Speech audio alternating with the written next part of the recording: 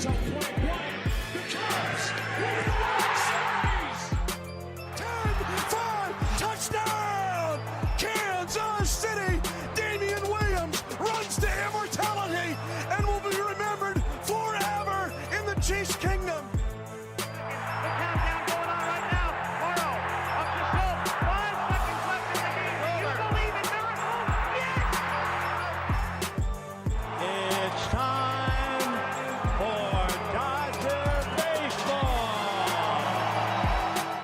Welcome in to the Brawl Network podcast. Here's your host. What's up, everybody? Thank you for tuning in to the Brawl Network podcast. I'm your host, Anna Lewis, and I'm joined by the man that makes it all happen, Jay Andrews. Say hey to the people, Jay. Hello and good morning. I know it's early, but get your popcorn, your coffee, and your smacks in your milk or your Cocoa Puffs, whatever you eat. Sit down and give us a listen. Yo, everybody got your coffee ready? I've got mine. So, guys, today we're going to run through a little bit of everything, so strap in and just get ready. So, obviously, the NBA playoffs have kicked off, and we're all excited about that. But let's go ahead and talk about Portland and Memphis and their play-in game from Saturday, because I think that was a notable performance. Did you get a chance to catch it, Jay, or you catch highlights? No, I've actually been either on the grind or, like I said, I started roughing, so I was trying to get my chores around the house done so that I wasn't, because, I'm not going to be around much, and then when I get home, it's time to do the show and such like that and eat dinner. And so right. My weekends now are going to be dedicated to making my wife happy. What a guy. What a guy. It's not what a guy, because she will skin me alive if I don't do what she says. Fair enough. Well, I didn't get to watch all of it either, but I did see the highlights and bits and pieces. And the little bits I saw were really fun. So, of course, you guys know that the Trailblazers won and moved on to the playoffs, yada, yada. But Memphis really did put up a good fight and made it a great game. So I am excited to see what Memphis does in the future. And I think, I'm a Tennessean, so I don't watch the NBA a lot. I do watch the playoffs. But I think Tennessee people should be pretty proud of the performance that Memphis put up and be looking forward to next year. So definitely be looking out for Ja and those guys in the next season. But if you look at that game flow, it really was back and forth the whole time, which seems to be where the Trailblazers kind of thrive. They really dominate games that they end up closing games that go back and forth like that. So I know last week we talked about Skip calling out Dame, and Dame just makes his critics look stupid over and over again. So he finished the game with 31 points and 10 assists, which is kind of a typical performance for him, which says a lot.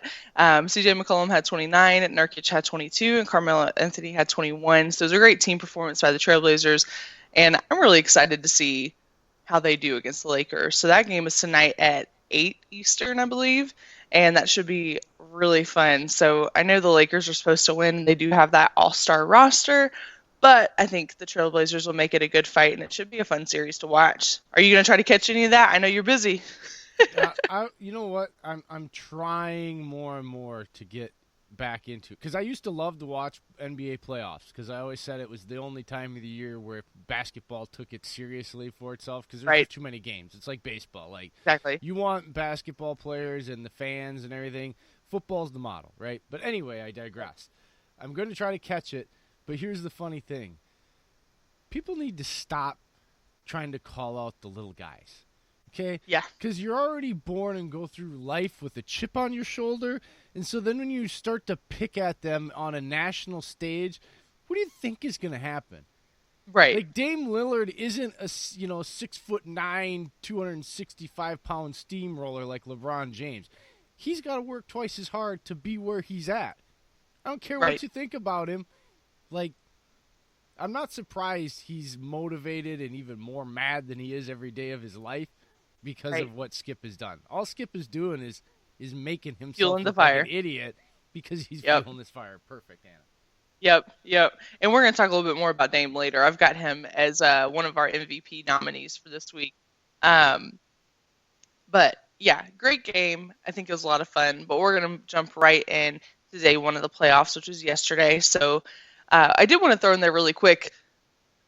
all baseball fans, I know I don't talk about baseball that much, but here in a couple weeks, we are going to be joined by one of our buddies, Sammy, who loves baseball. Thank God, because I can't do it.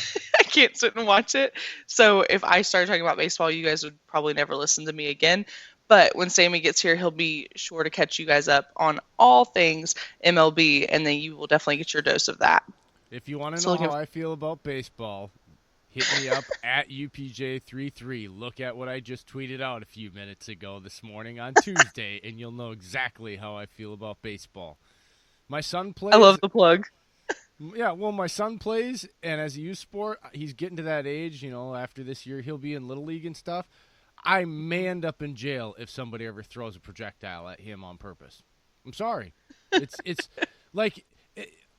It's illegal in the first place, Anna. I can't walk down the street, get mad, and throw something at somebody, and even hit. Even if I don't kill them, that's assault with a deadly weapon potentially. If I can throw it really hard, I just don't. At UPJ, you'll get the rest. Yep. Well, I'm going to be sure to check that out because I didn't see it. So after this show, I'm going to be hopping on Twitter to see what was happening. Speaking of.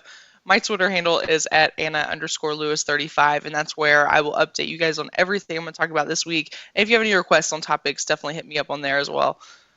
But let's jump right into day one of the NBA playoffs. So day one was a lot more eventful than I expected it to be, actually. So we had the games on all day. I didn't sit and watch every minute, but I did have it playing in the background. And it was much more eventful than anyone expected for day one. Nobody expects crap to happen day one except, a couple good performances. But yesterday was kind of wild. So we started the day off with the Utah Jazz and the Denver Nuggets, which was a really exciting start. This game looked like it was going to go to the Nuggets going into halftime, but then the Jazz came out and outscored them 31-19 in the third quarter. So that game just went back and forth the whole time from that point on. Donovan Mitchell was the player to watch in this game. If you paid attention, you probably know why. He led the floor in scoring with 57 points. While the Nuggets ended up taking a 135-125 victory, I do think that this is going to be a great series to watch.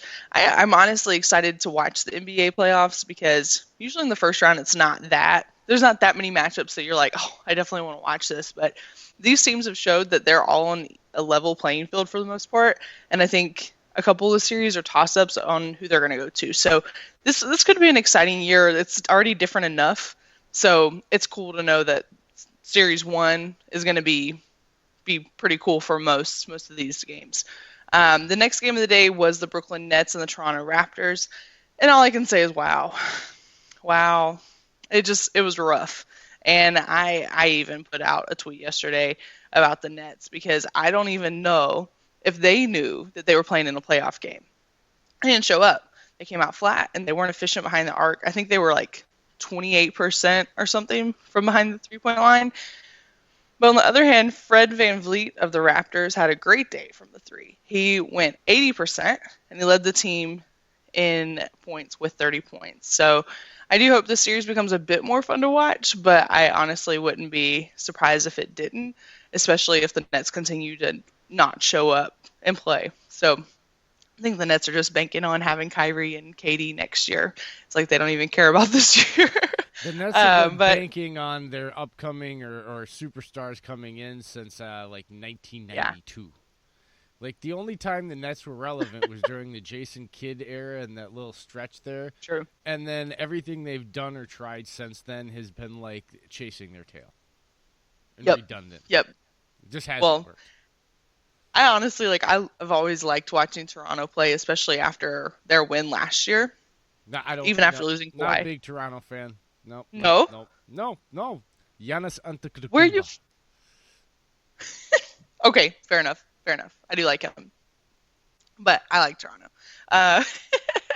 But next we've got Baby the Philadelphia. True. But the next game was the Philadelphia 76ers and the Boston Celtics. So that series is usually always fun to watch. During the regular season, that is a game I'll tune into because they're usually pretty close. So they did not disappoint yesterday. This game was neck and neck the whole time, which was a lot of fun to watch. if Boston outscored Philly in one quarter, you better believe Philly outscored Boston in the next, and it just went back and forth, back and forth. Notable performances were by Jason Tatum with 32 points and 13 rebounds. Jaylen Brown had a great game with 29 points, and Joel Embiid had 26 points and 16 rebounds. So you had a lot of people show up, and the game just continued to go back and forth. I didn't catch the final score of that one. Do you have that, Jay? 101-109 Celtics took that Yep. one. Yep, that was it, because I did catch the end of the game, but I forgot to write down the score. But I definitely That's think what I'm this is here gonna continue. for, Anna. I know. I appreciate you. You save me all the time. But I definitely think it's going to continue to be a fun series to watch. And if out of all four of these, if I had to pick one to watch, it's probably going to be the Sixers and the Celtics. And what's funny is I don't like either of these teams. They both annoy me. But they are fun to watch when they play each other. I've always had an affinity for the 76ers since Allen Iverson. That cat fair. was fun to watch play basketball, and it's been hard. Like, there's been a few eras that get me into watching basketball. First, it was the Jordan and Rodman Pippen team. You know, that really was captivating.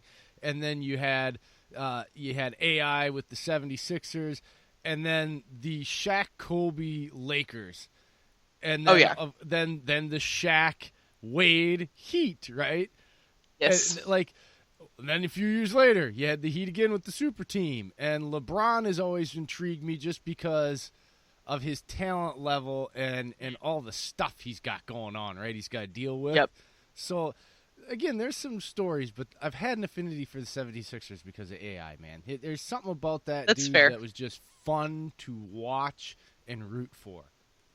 Absolutely. Absolutely fun guy to watch. And he changed a lot of things in the NBA, so we should do a segment on AI here soon, and I'll have my boyfriend hop on because that's his favorite player of all time. So definitely understand awesome. definitely understand the interest with AI, because he definitely was a fun player to watch. But finally, I think the most eventful game of the evening was the Dallas Mavericks against the LA Clippers. It was another close match for the majority of the night.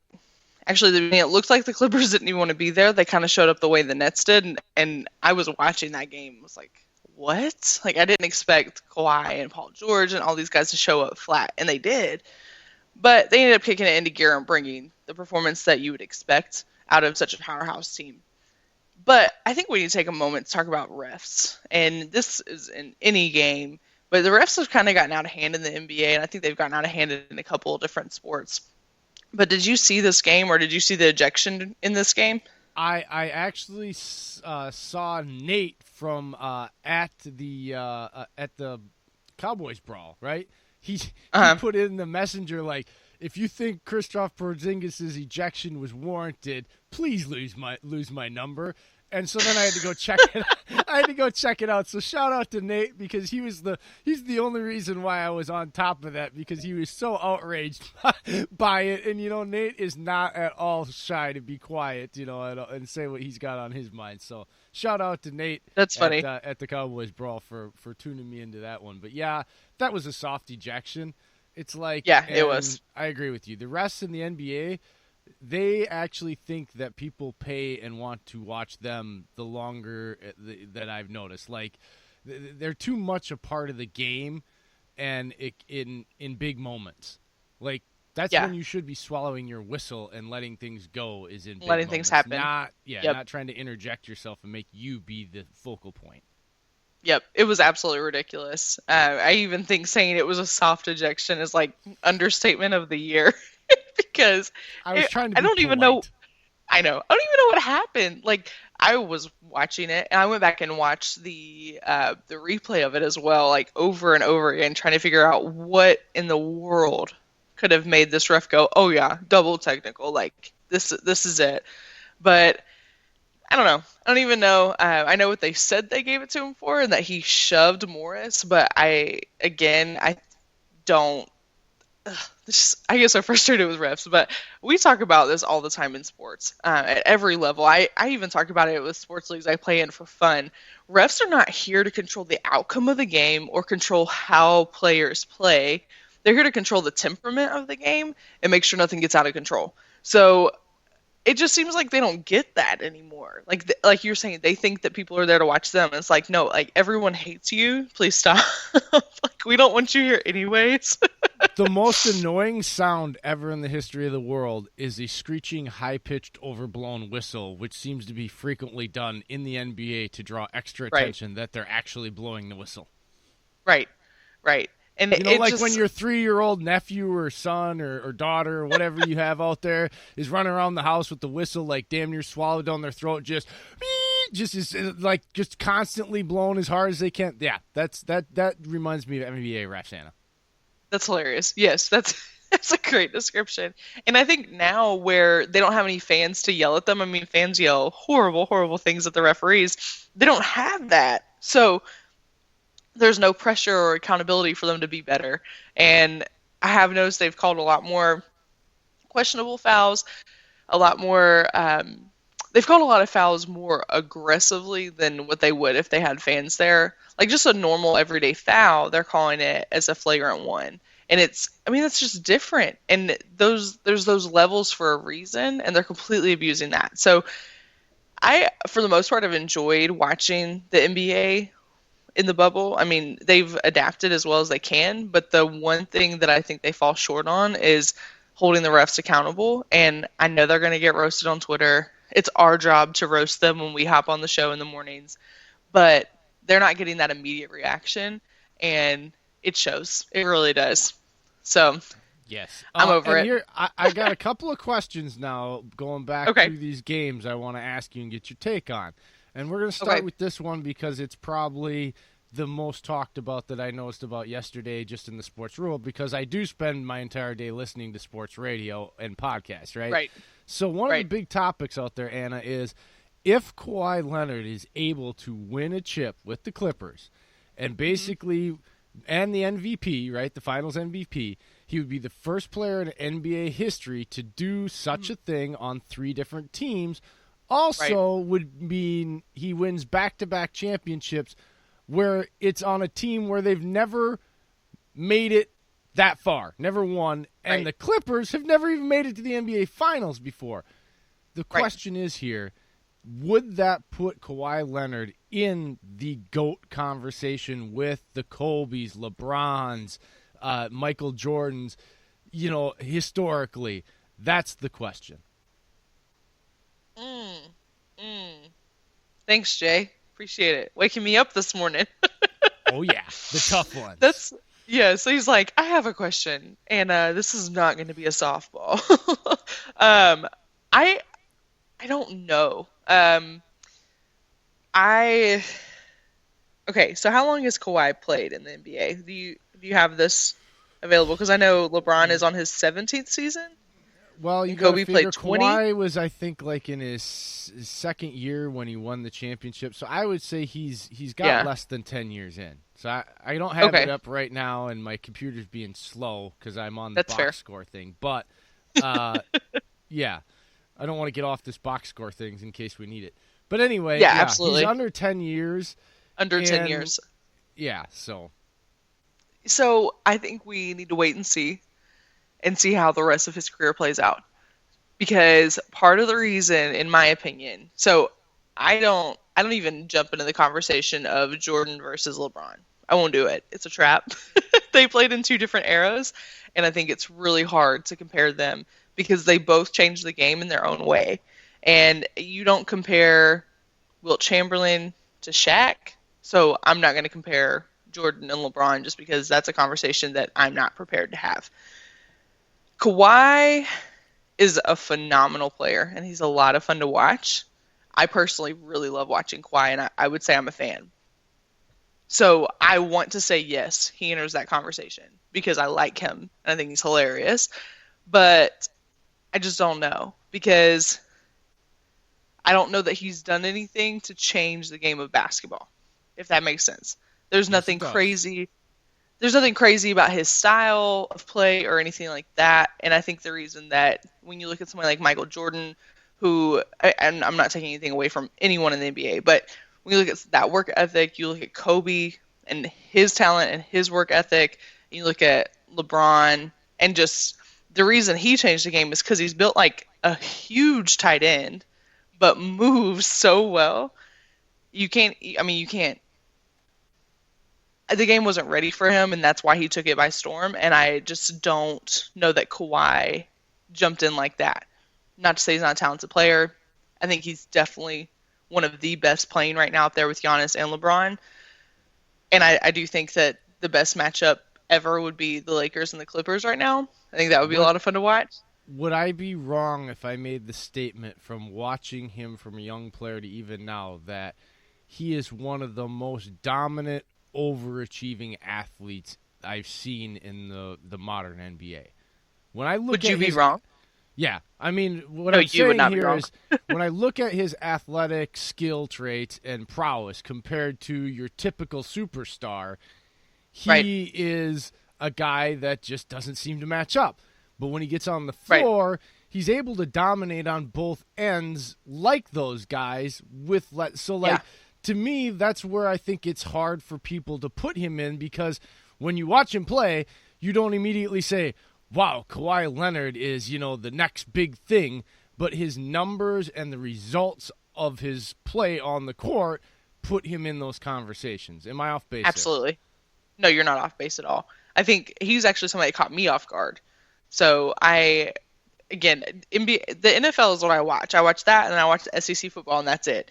So I recently started watching the NBA actively, but before, even when he was in San Antonio, I do remember watching that team and being like, he's got an impact. And that's notable, and that makes him important, and that makes him a player that you're going to talk about for a long time. So I think we need to wait and see how his career plays out in the future and give him a little bit more time, because that's something that LeBron has on him. That's something that like Kobe and Jordan and all those guys have on him. Let's see how the game evolves due to the way he plays. And then I think we can have this conversation. That's a cop-out answer, but that's my answer. Okay, my next question then is I'm about scared. the Celtics. Do the Celtics have enough star power to push through and make it to like the NBA Finals and make it a series to whoever they end up matching up? Let me ponder. So I'm pulling up their roster just so I make sure I don't you miss got anybody. Jason Tatum, you got Right. you've got Jaylen Brown, who has stepped up a lot. Big kid that they got from the Jazz that was hurt last year. Yep. I don't know. So if the Celtics win this, I don't know off the top of my head who they'd have to play next, like what the matchup is that goes against them. But I want to say they're probably gonna get knocked out in the second round if they don't get knocked out in this. Kemba Walker is a lot of fun to watch, and he's a fan favorite. So I keep forgetting that he's at Boston now. Of course, you have Gordon Hayward, who actually went out with a sprained ankle last night, which was scary because he fell the way he did when he like completely killed his ankle. So that was a little nerve-wracking. But I think when you look at their roster, and what's funny is I actually went to school with a couple of these guys, but there's no one. Shameless plug. Oh yeah, no big deal. You famous girl by association. No big deal. I'm just kind of a big deal. But none of these names really jump out at me the way that if you look at a Clippers roster, if you look at Lakers or even Milwaukee or any of those, like you don't have a Giannis, you don't have a LeBron or a Kawhi or somebody like that. You have a lot of really, really talented players that play well together. And, those teams do well in the playoffs. So I don't think it's hard because with a 7-game series, you really do get the best team. So we'll just have to wait and see how they continue to play together. But if they play the way they did yesterday, I mean, I think they're a threat. I don't think that they're a finals threat per se. I just don't see it, but they could be. I mean, I could absolutely be wrong and eat my words here in a month, but that's just not what I see. Okay, next question. Oh my God. Does Giannis have enough help for when the defense starts to do what they've been taught to do, and just build that fence and keep him driving from the basket? And then second part is, do you think he has developed enough of an outside game after learning his lesson and knowing what's coming to be able to counteract that kind of defense? So does he have the teammates, and has he developed the skills to counteract that type of defense that we saw the Raptors instill to beat them to move on to the finals last year? Yeah, he has played really well. It's been fun to watch him with Chris Middleton and Kyle Korver, which I know is really random.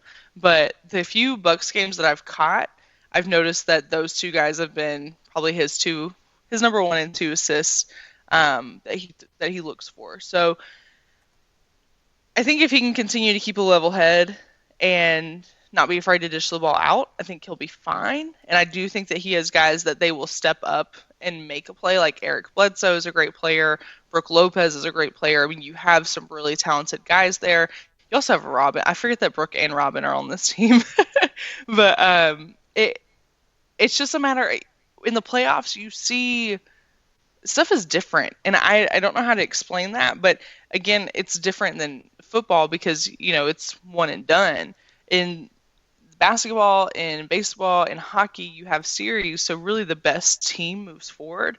I do think you've seen this team get pretty cohesive in the bubble, so it'll be interesting to see how they do in the playoffs. But I don't know who do they play tonight or today. I'm losing it this morning. I think, isn't it the dang it? Let me see here. I thought, didn't they have the Heat? Isn't that who they matched up with? No, it's the Orlando Magic. Sorry, the Orlando Magic. I knew it was one of those Miami, Miami or Orlando. I knew it was a Florida team. One of those Florida teams. Well, no, the Heat actually have that would be a tougher matchup for them. But the Magic, I think they should be able to get through. I'm not worried about their first round. I think it's depending on their second round and if they can move on, because usually these. Because they're the 1 seed, so it's the 1-8 matchups, or however they're doing that this year with all the screwed up. But it's highest, lowest seed. That's usually a pretty much given warm up series for any 1 seed that you've really seen. There's been maybe 3 or 4 upsets of 1 versus 8 or whatever in NBA history. So doesn't happen very often. No, and I don't see it happening with the Magic. I truthfully haven't watched the Magic enough to have an opinion, but I think there's probably a reason that I haven't watched them that much. So I think Milwaukee, like you're saying, will be fine in the first round. I just pulled up their bubble games, and it looks like they went 3-5 in the bubble, which I thought they did better than that. So that actually surprised me. But most of their games were really close. I mean, the Mavericks, they went into overtime with, and it was 136-132. I did watch that game, and it was fun to watch. The Grizzlies beat them by 13. So that was surprising because the Grizzlies didn't even get to make it to the playoffs. But we'll see. I do think that this squad has been able to adapt really well together. And I think even last year, I mean, Giannis didn't have a ton of help, and they did well. So we'll see. I think he's evolved a lot as a player, too. So he's a lot of fun to watch. And did you say you're a Milwaukee fan? Well, I'm not really a Milwaukee fan, but that is my team that I back, so to speak, because of the superstar they have. I mean, it was hard to get behind the Bucks at all. I was always a Bulls guy, right? Okay, like the colors, can't get away that I grew up loving Michael Jordan and wanting to watch that team. And the Bucks were irrelevant, and there was no hockey team, so I also rooted for the Chicago Blackhawks. Chris Chelios, Tony Amonte, Eddie Belfour, those were my so although I loved Green Bay in football, the other sports I followed as a kid were Chicago teams. So that's fair. I hear that a lot, actually. So you're not the only one. Any more basketball questions, or are we ready to hop into? I have one more, and it's kind of a two-parter again. The Lakers, LeBron and AD, are they going to get it together? Because the perception is they went 3-5 in the bubble and something's deadly wrong. Well, you just stated eloquently that the Bucks, everybody is backing, also went 3-5, and they're both 1 seeds. But some reason, all I hear about is all the trouble the Lakers are in. you know? And so do you agree or Right. disagree with that? What's your take on it? And then the second part is, can they and do they match up, and will they be able to beat the Clippers if they end up playing them to move on and advance and get to the finals if it comes to that? So, first part of that, I think they'll be fine. I'm not worried about them at all. Actually, you know what? They're playing Dame, so I don't know. If nobody talks smack about Dame, I think the Lakers will be fine. But if one of them runs their mouth, I don't know. He might make it a point to hit 70 points. So we'll see. But I think LeBron and AD are both guys that show that in the postseason they're effective. So I think you'll see them come together. Kyle Kuzma had a great couple of performances in the last week. You've got other support there that I think the Lakers have the first round, and I think they've got the next one as well. When they match up with the Clippers, I don't. They're just two different teams. So I think they played each other 3 times in the regular season, and I believe they were split 1 and 2, and I think the Lakers took 2 wins, if I'm remembering correctly. If you're listening to this and you're an NBA fan, I apologize. NFL is my stuff. Like NBA, I'm kind of out of my depth. I think you're doing pretty well because we're both in the same boat. I'm just flying by the seat of my pants throwing these at you because I know it's a live, going on sport, and I know people are interested in it. So, and you know what? You got to stop being so self-deprecating. That's my job. I'll pick on you. You're pretty smart. So until I tell you you're dumb or say something stupid, you can't pick on yourself anymore. Rule 1. Okay, fair enough. I can follow that. But no, I think we'll see the Lakers get it together and be fine. Just like we were talking about with the Bucks, they also went 3-5.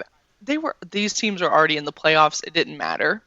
You didn't see their superstars play the whole time because they're waiting and saving them for the playoffs.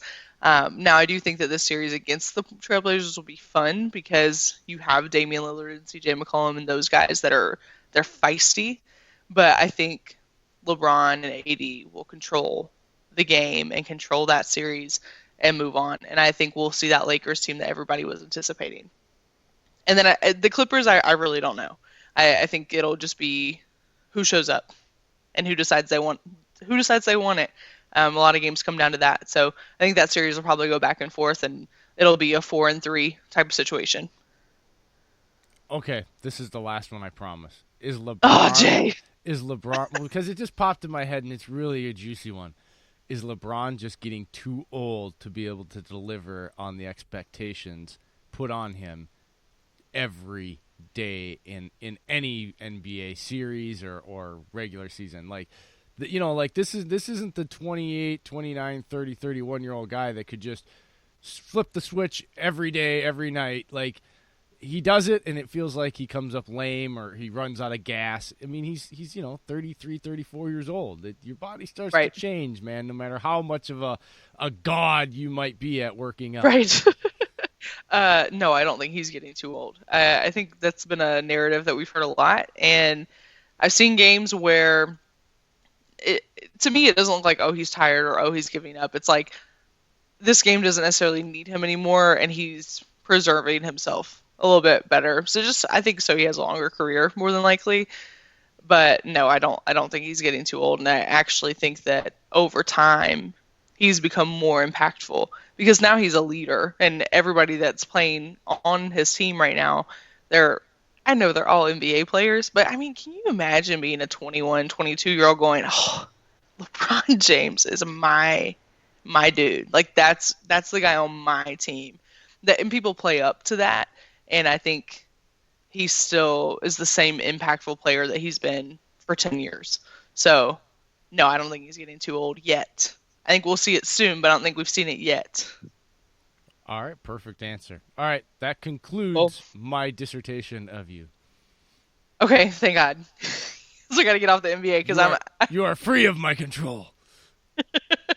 Okay, so now I want to talk winners from last week. So if you guys listened to the show last week, you know that we had a clown of the week and we had an MVP of the week. I put it out to Twitter, put it out to the polls, gave it to the people to see what you guys wanted. So for MVP of the week, I nominated Janssen, the goalkeeper for FC Copenhagen, just for an outstanding performance. in the UEFA Champions League, and I nominated Kyle Kuzma.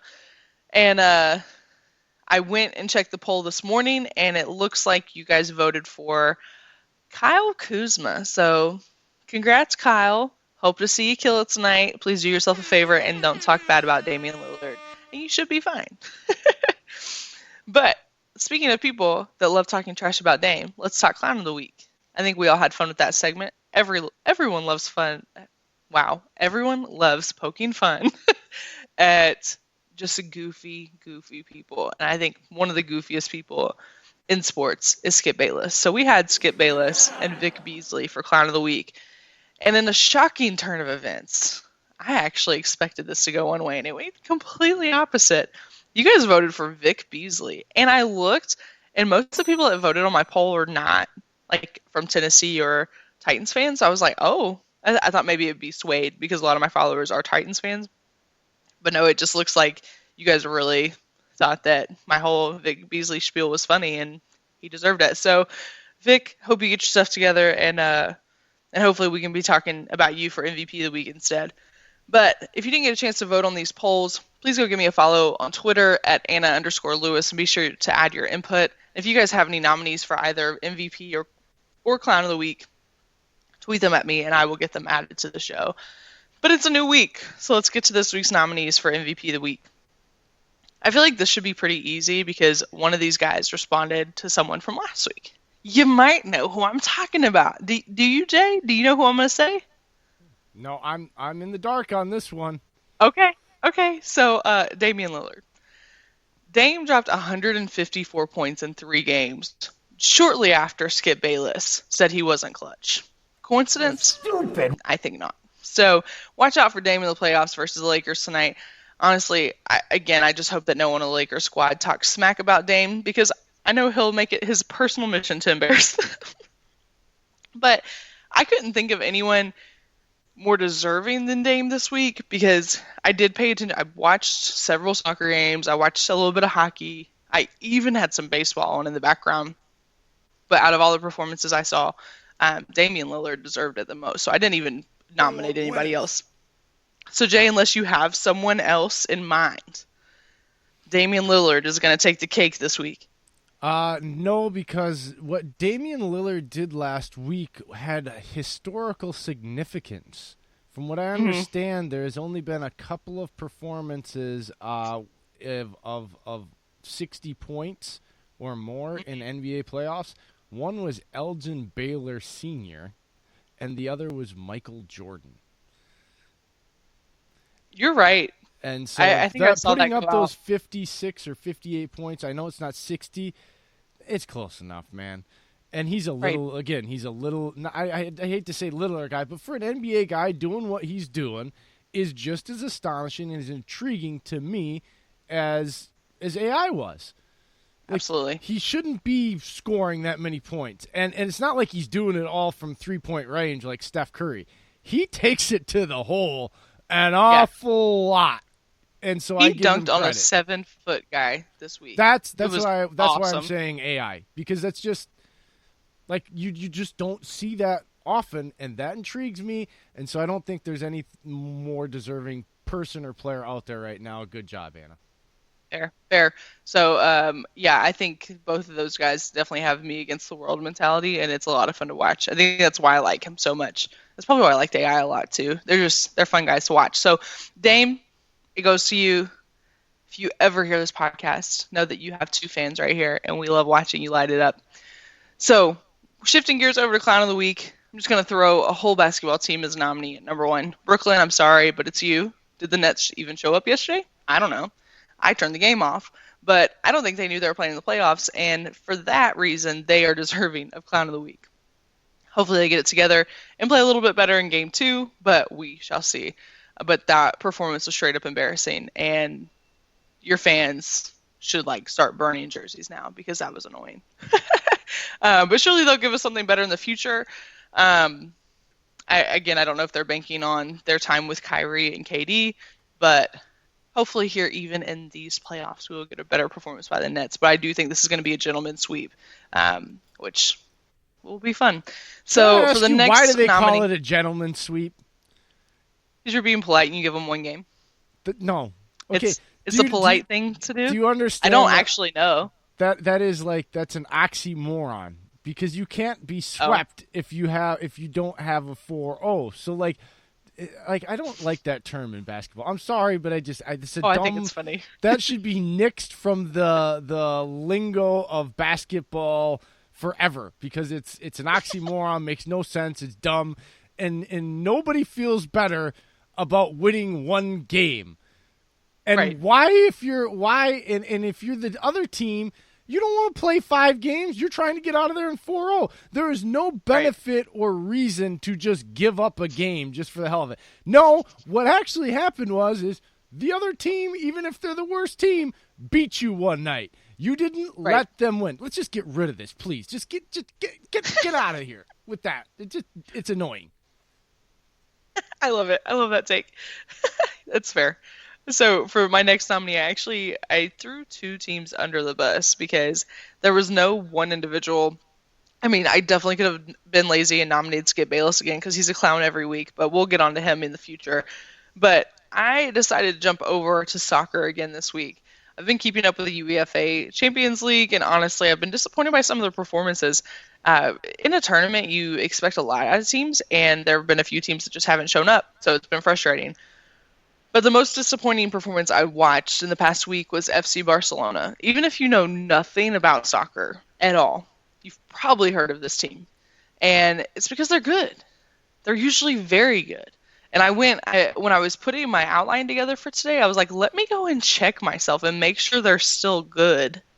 And they are. I mean, they've won like 20 of the last 21 games. So still a very dominant soccer club. And one of the world's best players plays for them. I don't know if you're familiar with Lionel Messi, but he's kind of a big deal. So with somebody like that on your team, and they've got a couple other hot shots on their squad as well, you just expect a lot. And they faced Bayern, which is a very solid team, in the quarterfinal. And they lost 8-2. So soccer doesn't have scores like that ever. It's usually like 2-1, stuff like that. So for that reason, I'm going to throw Barcelona in there because you should never, ever, ever allow 8 goals, especially when you're a top team, and especially in a quarterfinal. So I don't know. That was frustrating, and I feel like they're very deserving of that. And I think Messi has already said that he's leaving. So we'll see I think he's going to Man City, but we'll see what he actually ends up doing. But I want your voice to be heard, guys. So make sure you go follow me on Twitter at Anna_Lewis35 and let me know who you think deserves these honors or disgrace each week. But we are I was going to shift gears today and go over to fantasy football a little bit, but we're going to do that next week. So make sure you tune in. And that's actually all that Jay and I have for you today. I mean, the NBA playoffs started yesterday, so we had to jump in and have a conversation about all the guys that are having a great showing and those that are not. Oh, besides that, Anna, the fantasy football will be much more interesting because we are having our daily The Brawl TBN, okay? Our TBN Fantasy League draft is Saturday night. So you're right. We will have a little more personal more stake things in the game. So it kind of works out in the end that we spent so much extra time, and that's my fault, Anna, because I busted in there with you had so many questions. Well, and it's daily podcast. I felt like that was the relevant thing, so I went rogue on Anna this week. I went rogue, but again. Next week, it's going to be fun because we'll actually get to analyze and bicker about our rosters against each other. We will be competing directly, so we are frenemies from that point on. Yep. If you guys think we've been emotional thus far, you've seen nothing. Because once football season starts, it's a whole nother beast, and I become a different person, and I'm sure Jay does as well. I was just going to say, I seem nice now, and I can be logical. Oh, that's usually when I cuss the most, is during the season, because I'm very, so absolutely. I'm going to have to work on that. That's when I'm the most angry. I have a schedule worked out where I have friends coming to watch some Titans games with me because they don't believe that I'm a different person when a game's on. I'm like, you guys just wait. But I guess you guys will have to wait for that as well. And make sure to tune in next week and check out all the other podcasts this week. by the guys. We're here Monday through Friday, every single day. Jay is here every day and keeping us all in line. So make sure you check out the show throughout the week, and please come back and listen to me next Tuesday when we talk a little bit about fantasy football. I'm going to get heated about Derrick Henry, so get excited, and we're going to have a good time. So in the meantime, I hope you guys have a great day, and don't forget to follow me at Anna_Lewis35 and Jay at UPJ33 on Twitter. And make sure you follow the Brawl Network on all social media to keep up with what's going on here. But other than that, I've got nothing. So Jay, if you want to say bye to the people, and then we'll sign out and see you guys next week. That's the show, folks. Love you. I'll see you tomorrow. And tomorrow is Wednesday. So it's Sam and Jacob, the Bears and the Ravens. So tune in. Don't miss that out. Thanks for listening today. Thanks again to Anna for putting up with all of my on-the-fly questions. You did a great job, Anna. You hit it out of the park. Love you all, guys. Have a great night or day. Actually, see, I'm used to us being here on night, so I just screwed up. Have a great day today. We'll see you tomorrow. Peace out. Time, give all, leave nothing. In the end, I gotta choose. Clear eyes, full heart. I can't lose. Clear eyes, full heart, can't lose. Clear eyes, full heart, can't lose. Clear eyes, full heart, can't lose. Clear eyes, clear eyes, full heart, can't lose. Clear eyes, full heart, can't lose. Clear eyes, full heart, can't lose. Clear eyes.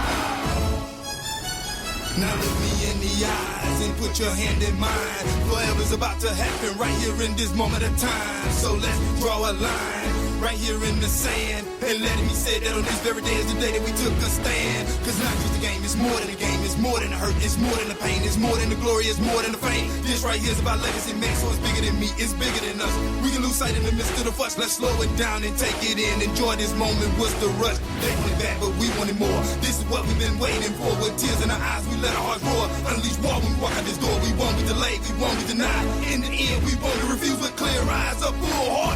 There's no way that we can lose. Clear eyes.